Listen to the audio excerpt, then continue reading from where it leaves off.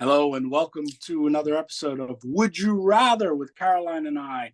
Today we are going to be talking about two movies, Life and Europa Report. This is the You Get Stuck in Space episode. So please click the thing with the thumbs and the subscribe and talk to us and all that sort of stuff. And thank you. Hello, Yeah, off we Caroline. go. I How are feel like you? we should have picked cat movies or something, given you've got your book ended by, well, I guess it's a cat and a pig, but it kind of looks like a yeah. Yeah, and the cat's sort of looking at Shen Shen, and cat's got. Well, I don't think the cat knows, but she should not mess with Shen Shen. Shen Shen looks nice, but don't mess with Shen Shen. That's all I have to say. Yeah, which is a great segue into Life. We should probably talk about that first. Fun movie. I'm glad that you had me rewatch it because similar to Prometheus, which we discussed in a previous episode, Mm. this was one of those where I kind of stopped. I was still watching, but kind of stopped watching when they were playing, hokey pokey with the new alien life. Again, it just seemed like really you don't have fail safes. I mean, the Well, they were whole thing. supposed to. Rebecca Ferguson is there to be the fail-safe officer. That's her job, right? I think, right? I think that's her Yes, job. that was actually her job. She was Yeah. she was the risk officer there on board. The whole thing was kind of ridiculous. It was very similar to Prometheus in that way, where it was like, wow, you have all of these bells and whistles, and you came with all of these people, and yet you can't lock down your lab. It's like, let's close the hatchets one at a time and slowly, and only when the tiny life force actually gets there. How about do? Yeah, how about that? How about someone who can type more than 2 words a minute closes Yeah. the hatchets, right? So Yeah. it was a little bit odd for me, this movie. Unlike, let's say, Europa Report, I'm jumping the gun a little bit, where I have to say the heart and soul of that movie was because I felt like, yeah, they were working as a team, and it was this, everyone was professional.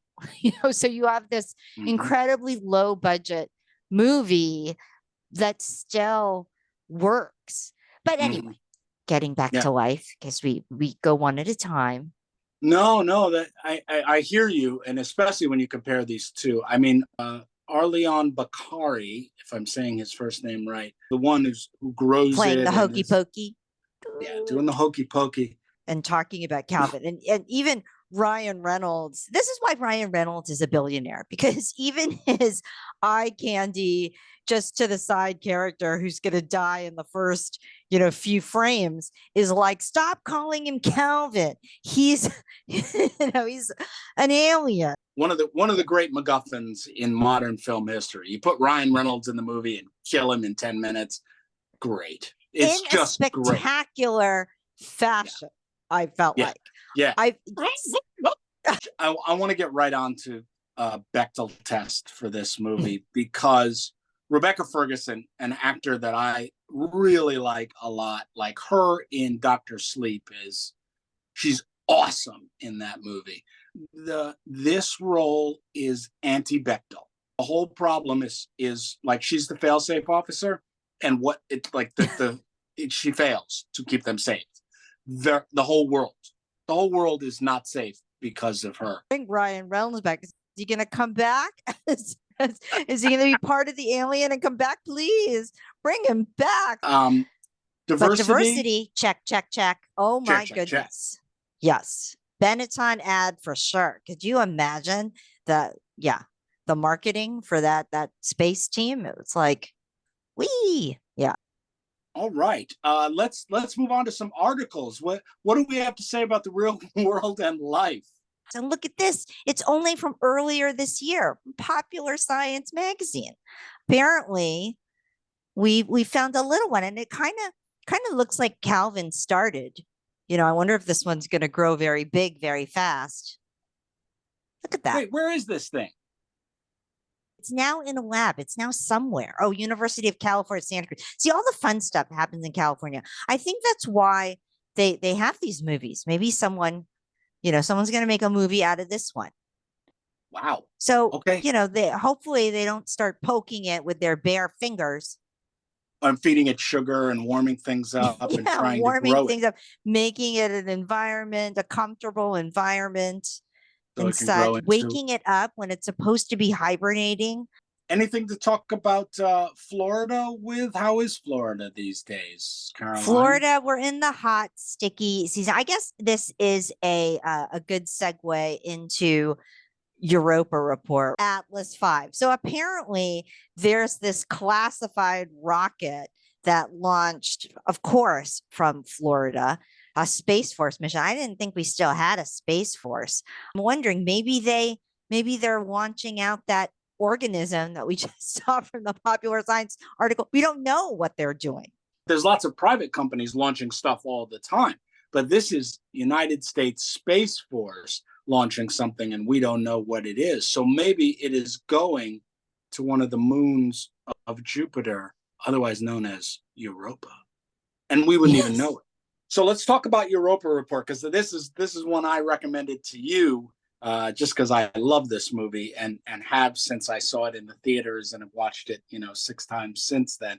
What'd you think of Europa report? I liked it. I had seen it a long, long time ago. Oh, I you had did? to Okay, rewatch it because I remembered liking it, but if to discuss it, there was no way that I could have remembered. I just remember, oh yes, I remember liking it. And yeah, there's always a reason for things or an unexpected something. Yeah.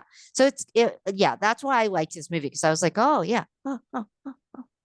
Yeah, people making sense. And Daniel Wu, who's the actor Who plays the captain, is awesome at that. He's like competently in charge.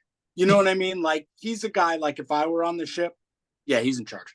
I'm gonna listen to him. Which you don't often get in your space movies. No shade at and any other captains. But like he's really competent. Everybody's really competent. Even Michael Nyquist, who's the Russian guy who gets very upset. But he's upset for a reason, because his friend died, and then because he saw something out the window and nobody will believe him. Yes, and it checks all our boxes. Oh, certainly it checks the diversity box. See, it's an international crew. Another Benetton ad.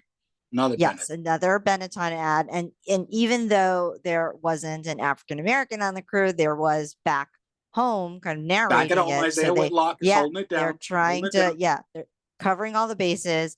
And then Bechdel, again, you don't have necessarily the women in conversation. It's group conversation all the time, but they're both have their roles and they both are competent. So speaking of being kind of stuck in space for a long time, so of course, I'm going to talk about the poor astronauts that are stuck in the space station because they can't get back home. And extending their stay from 8 days to 8 months. And they have to come home on a different ship. So hopefully it's Boeing with all the airline stuff. Why can't they come back on the Boeing thing? Oh, well, we're not going to tell you specifically, but just trust us. It doesn't work. We're not sure that it works. We're not sure. All right. So Caroline, which brings us to a great question. Which would you rather? So just knowing myself, I probably find myself more on the life type of ship. And I feel like I trust myself that I would have figured out, hey, if we're so close to Earth, why don't we launch one of our escape pods back there and try to get like comms working or something, or get someone to help us. Like I feel like I would be able to untangle that. So as much as I loved the team on Europa Report and I'd like to hang out with them, I feel like there were more guardrails for me on the life plot lines and I could survive myself. Yeah. I'm with you totally. I want the Europa Report crew on the life vessel, in the life world. But if I have to go with one of these scenarios, I'm absolutely going with life. I trust my survival instincts to get me out of life much more than Europa Report. Because Europa Report, you're 3 years away on a ship. You know what I mean? That's stuck. I'm not going to be able to outmaneuver a very smart and competent team. Yes, I hear you. Doesn't matter. I'm taking life just because there's a chance of life. All right, ladies and gentlemen, there you have it. Life versus Europa Report. Caroline and I would both rather spend our time living with life, and we will find a way not to get eaten and stay on the space station with Calvin, the killer alien. Versus Europa Report, where you're just too far away and it's going to go down, and hey, you're stuck. Yeah. All right. Thank you, Caroline, for another fantastic episode of Would You Rather. Ladies and gentlemen, please subscribe, like, comment, do all that stuff, and we will see you on the next episode of Would You Rather. Bye, Caroline. Thanks. Bye.